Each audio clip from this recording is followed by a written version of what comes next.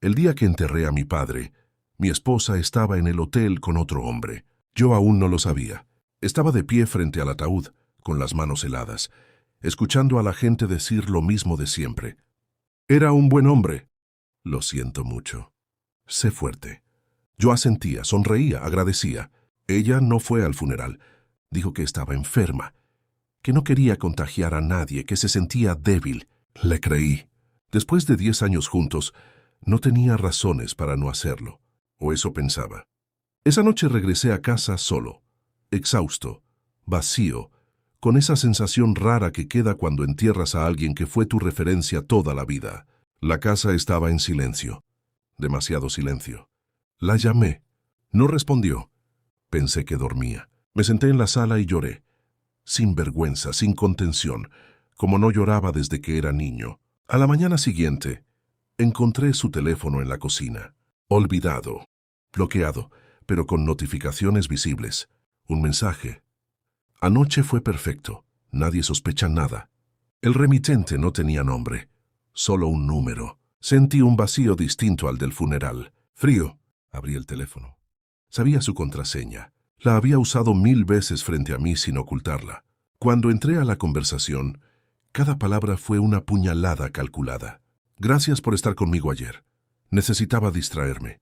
Él está destruido con lo de su papá, no se dará cuenta. No se dará cuenta. La fecha era clara. Mientras yo sostenía el ataúd de mi padre, ella estaba en una habitación de hotel.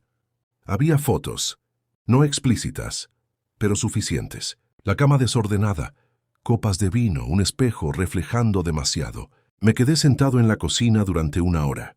No grité, no rompí el teléfono, no la llamé. Algo dentro de mí se volvió silencioso. Cuando llegó a casa al mediodía, traía una bolsa con medicamentos. Me siento un poco mejor, dijo. La miré como si estuviera observando a una actriz. ¿Dónde estuviste anoche? Aquí, durmiendo. La mentira fue automática. Ni siquiera titubeó. Saqué el teléfono. Lo puse sobre la mesa. Abrí la conversación. Deslicé el celular hacia ella. El color se le fue del rostro. No intentó negarlo. Solo dijo, no es lo que parece. Esa frase es casi un reflejo humano. ¿Cómo respirar? ¿Entonces qué es? Pregunté. Se sentó. No lloró de inmediato. Primero intentó justificar que estaba confundida, que se sentía sola, que yo estaba distante, que el duelo me había absorbido. Mi padre había muerto hacía 48 horas. 48. Fui al hotel después del funeral, dijo finalmente. Después. Ni siquiera tuvo la decencia de esperar una semana. Me miró esperando rabia, esperando que explotara. Pero no pasó. Lo único que sentí fue claridad. Durante meses había notado su distancia. El teléfono boca abajo, las reuniones inesperadas, la frialdad en la cama. Yo lo atribuía al estrés, al trabajo, a la rutina. Siempre hay una explicación conveniente cuando no quieres ver la verdad. ¿Desde cuándo, Jen? Pregunté. 5 meses. 5 meses en los que yo organizaba el tratamiento médico de mi padre. 5 meses en los que ella ya había salido emocionalmente del matrimonio. 5 meses en los que me abrazaba mientras enviaba mensajes a otro. Lo más cruel no fue el engaño. Elegir el día más vulnerable de mi vida para acostarse con alguien más. Eso no es error. Eso es decisión. Me levanté. Caminé hacia el estudio. Saqué una carpeta. La puse sobre la mesa frente a ella. Yo también he estado organizando cosas, dije. Dentro había documentos que llevaba meses preparando. No por sospecha, por precaución financiera. Propiedades a mi nombre. Inversiones separadas. Un acuerdo prematrimonial que ella nunca leyó con atención. No planeaba usarlo. Pero ahora, la miré a los ojos por última vez como esposo. Podría gritar, podría humillarte, podría exponer todo, pero no lo haré. Eso la descolocó más que cualquier insulto. Entonces, ¿qué vas a hacer? Esa pregunta siempre llega. Siempre. La miré sin odio. Voy a irme el mismo día que firmes. El silencio fue brutal, porque entendió algo tarde. No todas las traiciones terminan en caos, algunas terminan en silencio absoluto. Y el silencio es mucho más frío. Aún no he tomado la última decisión. Y cuando lo haga, ella no lo verá venir. No levanté la voz. Eso fue lo que más la desestabilizó. Esperaba gritos, insultos, quizá que rompiera algo para poder decir después que yo estaba fuera de control. Pero no le di esa salida. Esa noche dormí en el estudio. No por dignidad dramática, sino porque no soportaba el olor de su perfume mezclado con el recuerdo del hospital donde mi padre pasó sus últimos días. Al amanecer tomé una decisión fría. No iba a confrontar al otro hombre. No iba a publicar nada. No iba a llamar a su familia. Iba a observar. Durante los siguientes días actué normal. Desayunábamos, hablábamos lo mínimo. Ella intentaba acercarse con culpa visible.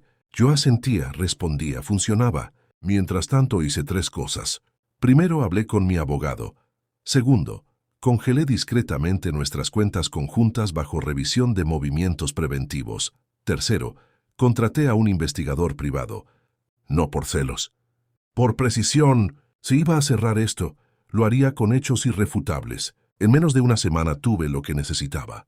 No era solo un hombre, eran viajes, pagos con tarjeta, reservas que coincidían con supuestas visitas a su madre. Y lo más cruel, un audio. Ella riendo, diciendo que yo estaba demasiado ocupado jugando al hijo perfecto, como para notar nada.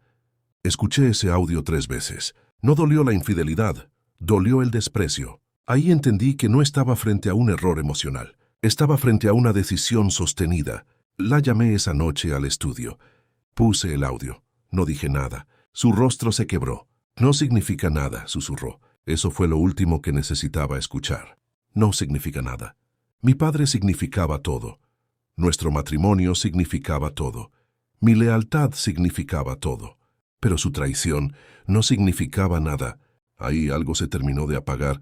«Vas a firmar esta semana», le dije. Deslicé los papeles. El acuerdo era claro. Separación inmediata. División ajustada según el prenupcial. Renuncia a compensaciones futuras. No era devastador. Era quirúrgico. «¿Y si no firmo?», preguntó. La miré con calma. «Entonces el audio y las pruebas irán a manos de quien corresponda». No necesitaba decir más. No era amenaza. Era consecuencia. Firmó 3 días después, sin escándalo, sin escena, sin lágrimas públicas. El mismo día que firmó, yo ya tenía un departamento nuevo. Empaqué lo esencial, ropa, documentos, las fotos de mi padre. Antes de salir me detuve en la puerta, no para despedirme de ella, sino de la versión de mí que aceptaba migajas disfrazadas de amor. Ella estaba sentada en la sala. «¿Eso es todo?», preguntó. «No», respondí. «Esto es lo mínimo». Salí. No miré atrás. Semanas después, supe que el otro hombre desapareció cuando la separación fue oficial. Sin el secreto, sin el riesgo, sin el matrimonio que romper. La emoción se evaporó. Yo, en cambio, estaba enfrentando algo más profundo. El duelo doble. Mi padre. Y la mujer que creí que tenía. No fue heroico. No fue fácil, no fue rápido. Pero fue limpio. Y en medio de todo el dolor entendí algo brutal. La verdadera traición no es que alguien te engañe, es que te vea en tu momento más vulnerable y elija hundirte más. Esa es la clase de persona que nunca vuelve a tener acceso a tu vida. Y yo aprendí eso el día que enterré a mi padre. Después de firmar, ella creyó que lo peor había pasado. Ese fue su primer error. Pensó que el silencio era debilidad. Pensó que mi calma era resignación. Pensó que salir de la casa era rendirme. No entendió que yo ya había empezado a mover piezas antes de que ella supiera que el tablero existía. Durante años yo manejé la estructura financiera del matrimonio, las inversiones, las cuentas de respaldo, los contratos. Ella confiaba en que todo era nuestro. Pero en papel, muchas cosas eran estratégicamente mías. No ilegales, no ocultas, solo organizadas con inteligencia. Una semana después de la firma, cancelé las tarjetas adicionales. Cerré líneas de crédito conjuntas. Reestructuré activos bajo cláusulas que el acuerdo permitía. No le quité nada que fuera suyo, pero dejó de tener acceso a lo que creía que era infinito. El impacto fue lento. Primero pequeños detalles. Intentó pagar una suscripción. Rechazada. Intentó usar la tarjeta para una reserva. Rechazada. Me llamó. «Hay un error con las cuentas». «No», respondí. «Hay una actualización». Silencio. Por primera vez escuché inseguridad real. Durante el matrimonio, Su estilo de vida estaba sostenido en una estabilidad que yo construí con disciplina obsesiva. Viajes, restaurantes, compras impulsivas.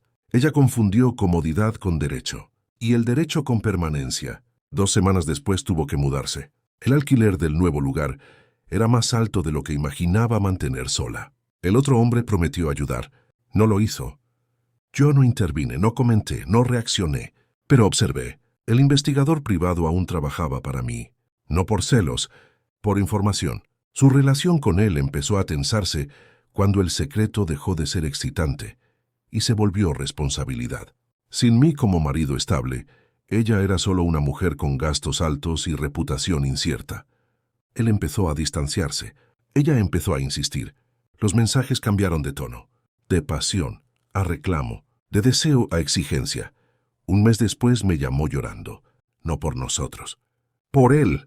No responde, dijo. No sentí satisfacción, sentí confirmación. Eso ya no es asunto mío, respondí. Colgó. Pero el verdadero golpe vino después, en el entorno social. La verdad no salió de mi boca.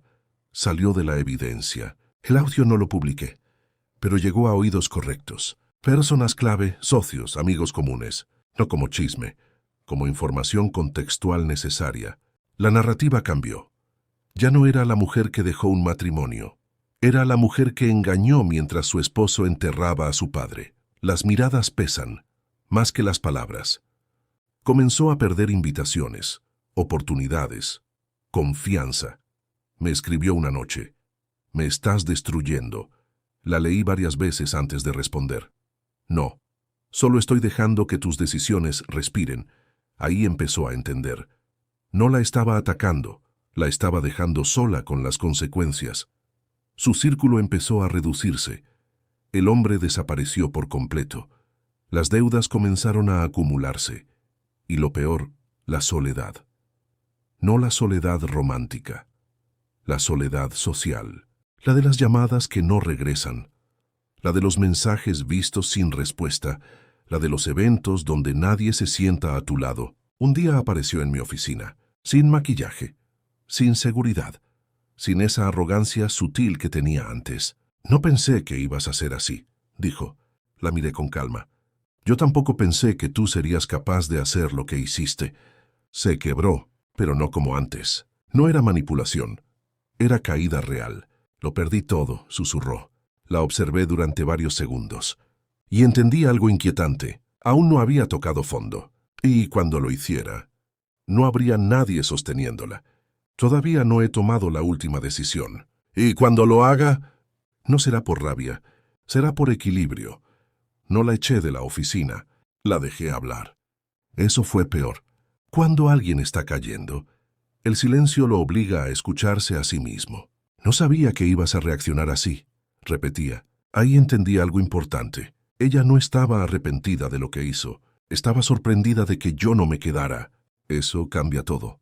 Durante años confundió mi estabilidad con dependencia, mi lealtad con necesidad, mi calma con debilidad. Que ahora que no tenía acceso a nada de eso, estaba desorientada. Él me bloqueó, dijo finalmente. No pregunté quién. No hacía falta. Dice que no quiere problemas, que esto se salió de control. Claro, mientras era clandestino era emocionante. Cuando se volvió real fue carga. Pensé que al menos él... No terminó la frase. La miré fijamente. Pensaste mal. Se quedó en silencio largo rato. Luego dijo algo que no esperaba. Nadie me habla igual, sienten lástima o desconfianza, porque la reputación no se destruye de golpe, se erosiona, y cuando cae no vuelve a ser la misma. En el entorno profesional empezaron los murmullos, no por mí. Yo no hice escándalo, pero el audio circuló en el círculo correcto, no como venganza, como contexto. Y el contexto es devastador cuando las acciones son claras. Perdió un proyecto importante. Luego otro. Las excusas empezaron a acumularse. Los ahorros comenzaron a bajar. Intentó mantener el estilo de vida, pero sin respaldo. El lujo es una ilusión cara. 2 meses después tuvo que dejar el apartamento nuevo, demasiado costoso. Se mudó a un lugar más pequeño, más lejos, más silencioso. La vi una vez más por casualidad en un café. No me había visto entrar. Estaba sola. mirando el teléfono, esperando algo que no llegaba. No había maquillaje, no había brillo, no había esa energía segura que siempre proyectaba. Parecía frágil, y por un segundo, solo un segundo, sentí compasión. Luego recordé el ataúd, el hotel, el audio, la risa, y la compasión se volvió distancia. Semanas después me escribió otro mensaje. «Cometí el peor error de mi vida». Lo leí sin prisa. No respondí, porque hay frases que ya no buscan perdón, buscan alivio, y yo ya no era su alivio. Su círculo social estaba casi inexistente, su carrera en pausa, su relación inexistente, su estabilidad financiera reducida a lo básico. Pero lo más fuerte no era lo material, era la narrativa interna. Pasó de verse como víctima del matrimonio que se apagó a reconocerse como la mujer que eligió traicionar en el momento más cruel posible. Esa conciencia pesa, mucho más que perder dinero. Un día me envió un último mensaje largo, sin excusas, sin justificaciones, solo una frase final. Nunca imaginé que lo perdería todo por una decisión tan pequeña. Pequeña. Ahí entendí que todavía no comprendía del todo, porque no fue una decisión pequeña, fue una cadena, fue repetición, fue elección sostenida, y yo aún no he decidido si la última pieza caerá sola, o si la empujaré. Todavía puedo hacer más, mucho más, y cuando lo haga, no habrá regreso. No hice nada impulsivo. Esperé. La paciencia es devastadora cuando el otro vive con miedo. Durante semanas dejé que su situación se deteriorara sola, que los proyectos se cayeran, que las amistades se distanciaran, que el silencio la rodeara. Pero había algo más. Ella trabajaba con reputación, imagen, confianza, relaciones públicas. Y en ese mundo, la credibilidad lo es todo. No publiqué el audio en redes. No hice un escándalo barato. Hice algo más inteligente. Lo entregué donde realmente importaba. Una reunión privada. 3 personas clave. Socios estratégicos que manejaban contratos grandes. No fui emocional, fui factual. Expliqué la situación. Mostré fechas, mostré evidencia, mostré el audio completo. No agregué adjetivos. No levanté la voz. No pedí que la destruyeran. Solo pregunté, ¿confiarían en alguien que hace esto mientras su esposo entierra a su padre? El silencio fue suficiente. 2 semanas después perdió su contrato principal. Un mes después, la empresa donde colaboraba decidió reestructurar su participación. La palabra correcta era otra, pero nadie la dijo en voz alta. El círculo profesional es pequeño, y la información viaja más rápido cuando es verificable. Intentó defenderse, decir que era un asunto personal, que no afectaba su desempeño. Pero el problema no era la infidelidad. Era el contexto, el momento, la frialdad, la risa en el audio. Eso no se maquilla. Un día me llamó temblando. ¿Fuiste tú? No mentí. Sí. Silencio largo. Me quitaste todo. La escuché respirar con dificultad. Por primera vez no había arrogancia. No había defensa, no había manipulación. Había miedo real. No, respondí. Yo no hice nada que tú no hubieras hecho primero. Colgué. Esa fue la última conversación directa. Lo siguiente fue más brutal. La historia salió del círculo privado. No por mí. Alguien más la filtró. No el audio completo, pero suficiente. La narrativa se volvió pública. La mujer que engañó a su esposo el día del funeral de su padre. Eso no se borra. Intentó desaparecer digitalmente, cerrar cuentas, eliminar fotos. Pero Internet no olvida. Las oportunidades se evaporaron. Las llamadas dejaron de llegar. Los mensajes cambiaron de tono. De apoyo a distancia. Se mudó otra vez, más lejos, más pequeña. El otro hombre reapareció un momento. No por amor, por curiosidad. Duró poco. Nadie quiere cargar con alguien cuya reputación es una advertencia. Meses después, alguien me dijo que la vio trabajando en algo muy por debajo de lo que tenía. No por castigo, por necesidad. El lujo desapareció. Los viajes desaparecieron, la seguridad desapareció. Pero lo más devastador no fue eso. Fue la conciencia. Saber que su caída no fue mala suerte. No fue manipulación. No fue víctima de nadie. Fue consecuencia directa y pública. Una tarde recibí un último mensaje. No una disculpa, no una súplica, solo una línea. Desearía haber estado en casa ese día. Leí el mensaje varias veces. Pensé en mi padre, en el ataúd, en el hotel, en el audio. No respondí, porque algunas lecciones no necesitan respuesta, y algunas caídas son irreversibles. No respondí a su último mensaje. Lo archivé, como se archiva algo que ya no tiene utilidad. Con el tiempo dejé de escuchar noticias sobre ella. No porque desapareciera, sino porque dejó de ser relevante en los espacios donde antes brillaba. Su nombre ya no abría puertas, las cerraba. La exposición pública hizo algo más que quitarle contratos.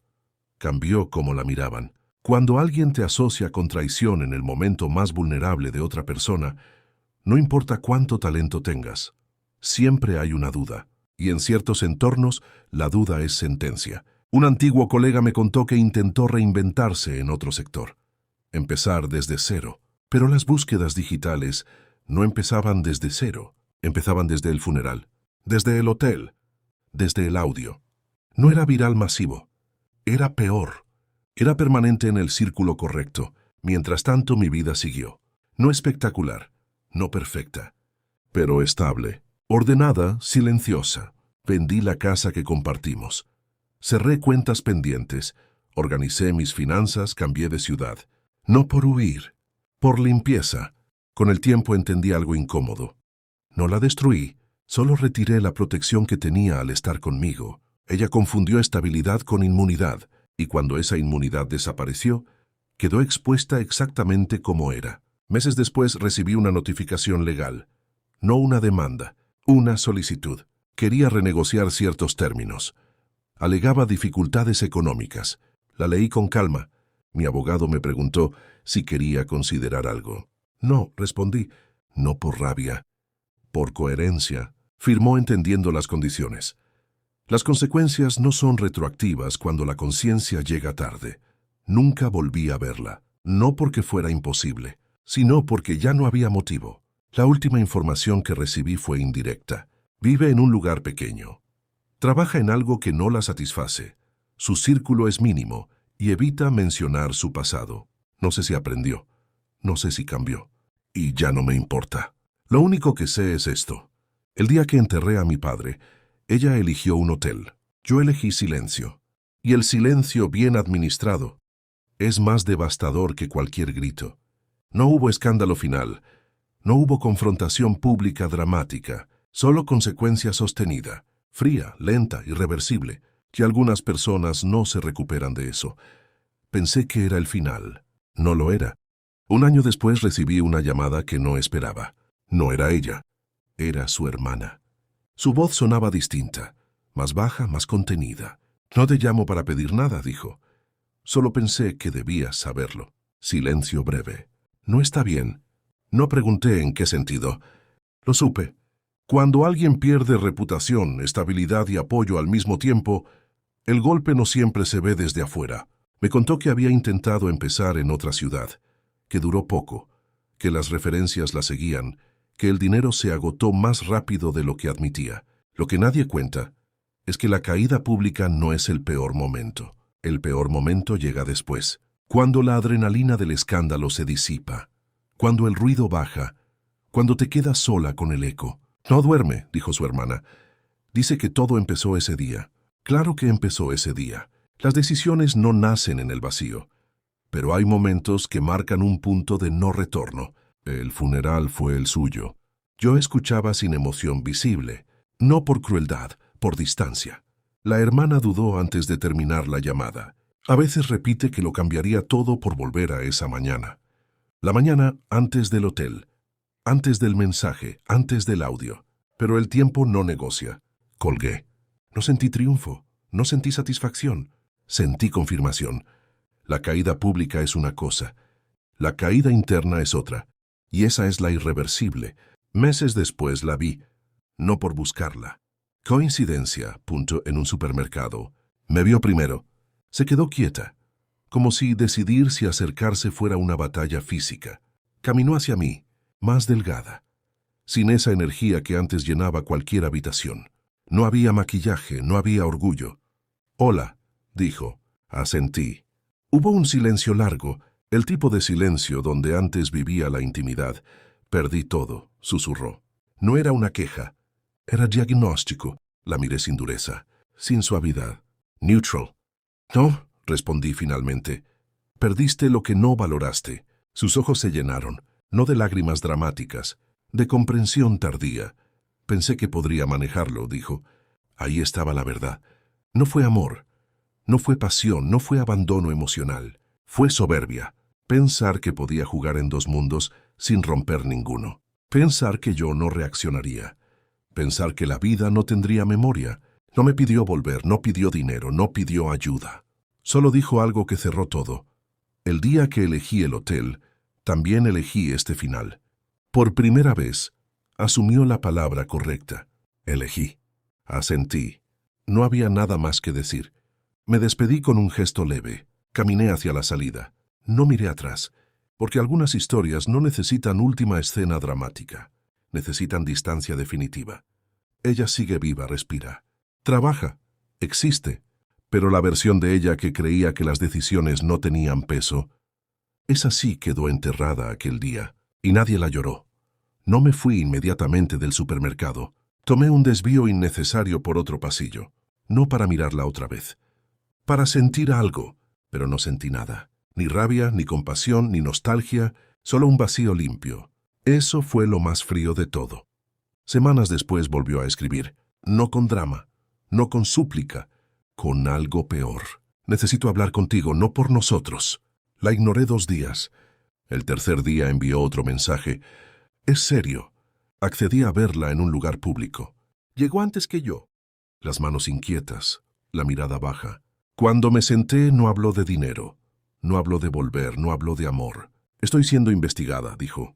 No levanté la ceja. No pregunté cómo. Ella misma lo explicó. Uno de los contratos que perdió decidió revisar procesos pasados.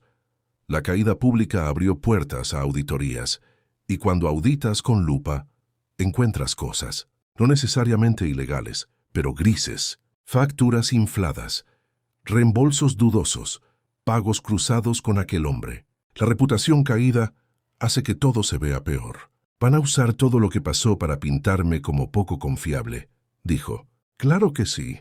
Cuando alguien demuestra traición en lo personal, la línea entre lo emocional y lo profesional se vuelve difusa. No puedo ayudarte, respondí. Ni agresivo, ni empático. Factual.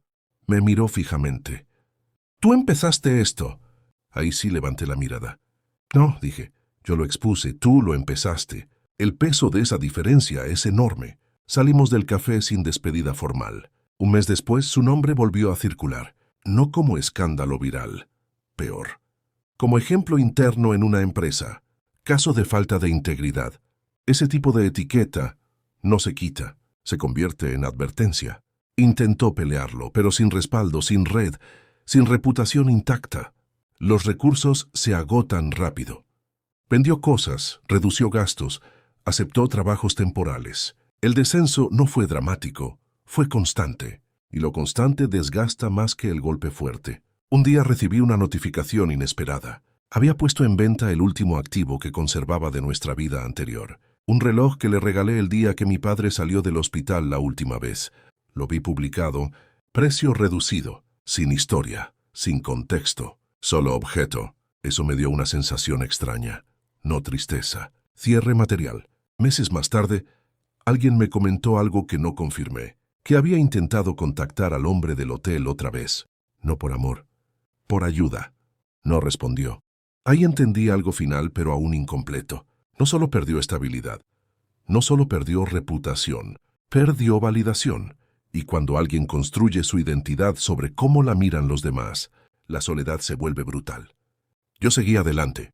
Trabajo, rutina, disciplina, pero de vez en cuando me pregunto algo incómodo. Si su caída fue consecuencia natural o si yo aceleré lo inevitable, la respuesta no cambia nada.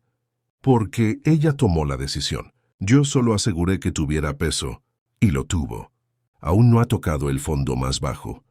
Lo sé, porque cuando alguien empieza a perderlo todo, todavía queda algo que puede romperse más. Y cuando eso ocurra, no habrá nadie a quien culpar.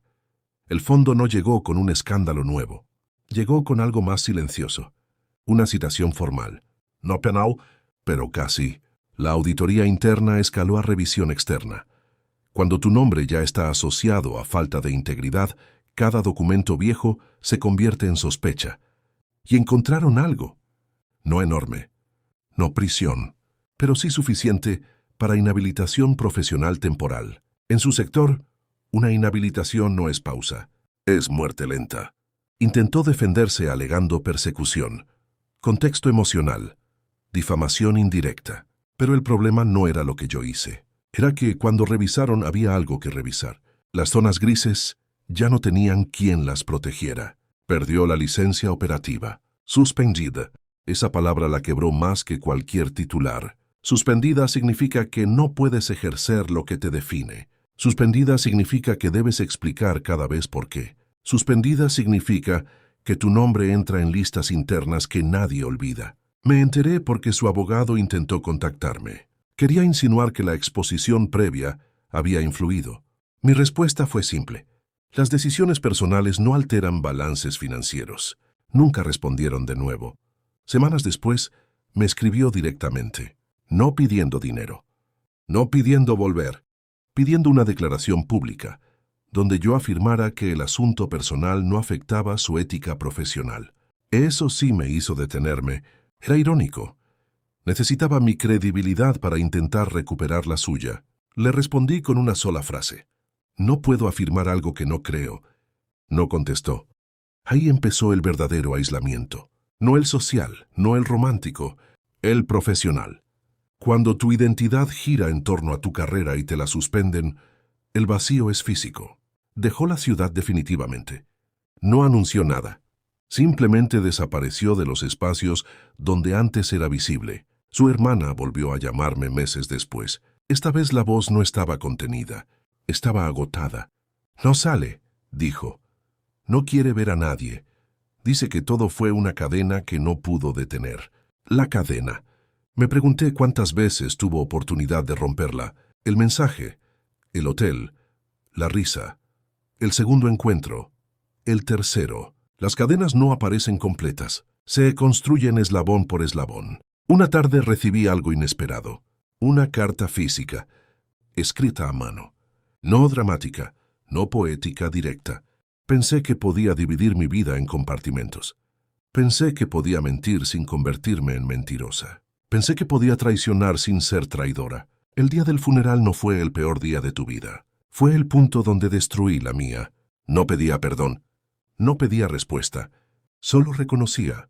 La guardé. No como recuerdo. Como evidencia de que finalmente entendió. Pero entender no revierte. No devuelve contratos. No limpia búsquedas. No restaura confianza. No borra audios. Su caída ya no era pública. Era estructural. Y estructural significa que aunque nadie hable de ti, las puertas no se abren igual. Lo último que supe fue que empezó a trabajar en algo completamente distinto. Lejos de imagen, lejos de relaciones, lejos de exposición. Un trabajo donde nadie preguntara demasiado. Donde pudiera existir sin explicar. A veces me pregunto si eso es fondo, o si aún queda algo más que romper. Porque cuando alguien pierde reputación, amor, carrera y red social, lo único que queda es identidad. Y si esa también se quiebra, no hay abogado que la reconstruya. La suspensión profesional fue el último golpe externo. Después de eso, el mundo dejó de atacarla. Y ahí empezó lo peor. Porque cuando el ruido termina, te quedas sola con tu mente. Se mudó a una ciudad pequeña donde nadie conocía su historia. Al principio eso pareció alivio. Nadie la señalaba. Nadie murmuraba, nadie buscaba su nombre. Pero el anonimato tiene un problema. No te valida. Sin público, sin reconocimiento, sin estatus, tuvo que enfrentarse a una versión de sí misma que nunca había mirado de frente. Consiguió un trabajo administrativo básico. Rutina, silencio, horas largas sin conversación real, sin aplausos, sin competencia, sin deseo. Y ahí comenzó el deterioro interno. No dramático, progresivo, dormía poco, pensaba mucho. Volvía mentalmente al mismo punto. El funeral, el hotel, el mensaje, la risa. La risa era lo que más la perseguía. No el acto, la risa. Porque en ese audio no había culpa. Había burla. Y eso es lo que más cuesta perdonarse. Su hermana me dijo que empezó terapia. No para recuperarme, no para limpiar su nombre, para entender por qué necesitó traicionar cuando tenía estabilidad. La respuesta fue incómoda. No fue falta de amor, fue necesidad de validación constante. Había construido su identidad en cómo la deseaban, cómo la admiraban, cómo la miraban, y el matrimonio estable, seguro, sólido, dejó de darle esa adrenalina. El hombre del hotel no era mejor. Era nuevo, y lo nuevo alimenta egos inseguros. Cuando perdió todo lo externo, quedó frente a algo que nunca había trabajado. Vacío interno. Me escribió una última vez, meses después. No pedía nada, no reclamaba nada. Solo decía, lo peor no fue perderlo todo, fue darme cuenta de que nunca supe quién era sin que alguien me estuviera mirando. Esa frase me dejó pensando, porque la caída pública es visible, la caída de identidad es invisible, y esa no se repara con dinero, ni con mudanzas, ni con silencio. Su hermana me confirmó después que tuvo un episodio fuerte, ansiedad severa, ataques nocturnos, sensación constante de culpa, no por haber sido descubierta, por haber sido capaz. Ese es el punto más bajo, cuando ya no te preguntas por qué me pasó esto, sino cómo fui capaz de hacer eso. Ahí no hay enemigo externo, solo espejo, y el espejo no negocia. Yo no hice nada más. No empujé, no expuse, no añadí presión, ya no hacía falta. Su propia conciencia terminó el trabajo. La última vez que escuché de ella fue simple. Sigue en esa ciudad, sigue trabajando, sigue en terapia. No volvió a intentar reconstruir su antigua imagen. No volvió a buscar al hombre. No volvió a acercarse a mí. No porque no pudiera, porque entendió. Hay errores que no destruyen una relación. Destruyen la versión que tenías de ti mismo. Y esa reconstrucción tarda años, a veces toda la vida. Y lo más frío de todo es que yo ya no siento nada cuando pienso en ella.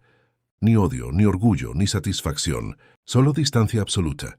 Eso es lo irreversible, y eso pesa más que cualquier castigo. Durante mucho tiempo, creí que la historia era sobre traición. No lo era. Era sobre identidad. Cuando todo explotó, no solo perdí a alguien, perdí una versión de mí. El hombre confiado, el que planeaba a largo plazo, el que hablaba de futuro sin dudar, el que creía que la estabilidad era sinónimo de seguridad. Durante meses, caminé con una sensación constante de torpeza interna, como si hubiera sido ingenuo, como si hubiera fallado en ver señales que ahora parecían obvias. Pero el tiempo tiene una cualidad extraña. Separa lo que fue ilusión de lo que realmente eras. Al principio intenté llenar el vacío con trabajo. Más reuniones, más proyectos, más horas. Quería rendimiento, no reflexión. No funcionó. El dolor no se va por productividad. Entonces hice algo que nunca había hecho. Me detuve. Terapia, ejercicio, silencio voluntario, viajes cortos solo, conversaciones incómodas conmigo mismo. Descubrí algo duro pero liberador. No me traicionaron por ser insuficiente. Me traicionaron porque alguien más era inestable. Eso cambia todo. Aprendí a distinguir amor de validación. Aprendí que intensidad no es profundidad. Aprendí que paz no es aburrimiento. Aprendí que quien necesita constantemente sentirse deseado, eventualmente traiciona la estabilidad. Pero lo más importante, aprendí a no construir mi identidad alrededor de otra persona. Antes mi vida estaba entrelazada. Planes conjuntos, decisiones conjuntas, sueños compartidos. Después, tuve que preguntarme algo simple y brutal. ¿Quién soy cuando nadie me está mirando? La misma pregunta que la destruyó a ella, a mí me reconstruyó. Volví a entrenar disciplina mental. Leí más de lo que hablaba. Escuché más de lo que prometía. Observé patrones en la gente. Me volví menos impulsivo, menos impresionable, más selectivo, no frío, preciso. Hoy mis relaciones son diferentes, más lentas, más conscientes, sin necesidad de demostrar nada. Si alguien quiere estar, que esté. Si alguien quiere irse, que se vaya. La estabilidad ya no me da miedo. La elijo. ¿Qué me dejó marcado? 3 cosas. Primero, nunca ignores pequeñas incomodidades internas por miedo a parecer paranoico. La intuición no grita, susurra. Segundo, el carácter de alguien se revela cuando nadie lo está observando. Y si una persona necesita audiencia constante, tarde o temprano buscará un escenario nuevo. Tercero, La traición no destruye tu valor, revela el valor que el otro no tenía. Años después, cuando alguien menciona esa etapa, no siento rabia, siento claridad. Fue doloroso, sí, pero también fue el evento que me obligó a evolucionar. Sin ese golpe, quizá habría seguido cómodo, confiado de manera automática, creyendo que estabilidad era garantía. Ahora sé que estabilidad es elección diaria, y el respeto es un estándar, no una petición. No me quedé con resentimiento, me quedé con criterio. No me quedé con miedo, me quedé con discernimiento. No me quedé con trauma, me quedé con estructura emocional, y eso vale más que cualquier relación que perdí. La historia no terminó cuando ella cayó. Terminó cuando yo dejé de definirme por lo que me hicieron. Hoy mi vida es más silenciosa, más enfocada, más sólida. No perfecta, pero real. Y si hay una enseñanza que puedo dejar es esta: que te traicionen no te hace débil. Quedarte roto por años sí es una elección. El dolor es inevitable. La reconstrucción es voluntaria. Yo elegí reconstruirme, y esa decisión fue el verdadero final. Y si llegaste hasta aquí, no fue por morbo, fue porque algo de esta historia te tocó. Tal vez viviste una traición, tal vez la estás viviendo ahora, o tal vez tienes ese presentimiento incómodo que todavía no sabes cómo nombrar. Este canal no es para señalar culpables, es para entender procesos, para diseccionar emociones, para convertir el dolor en estructura mental. Aquí no romantizamos el sufrimiento, lo analizamos, lo enfrentamos y lo transformamos en crecimiento. Si esta historia te dejó pensando, si te hizo verte en algún momento, si te ayudó a entender algo que no habías podido poner en palabras, entonces este espacio también es tuyo. Suscríbete, porque aquí no contamos historias vacías, contamos historias que incomodan, pero despiertan. Activa las notificaciones, porque cada relato es una lección sobre carácter, decisiones y consecuencias. Y deja en los comentarios una sola palabra: aprendizaje o advertencia. Nos vemos en la siguiente historia.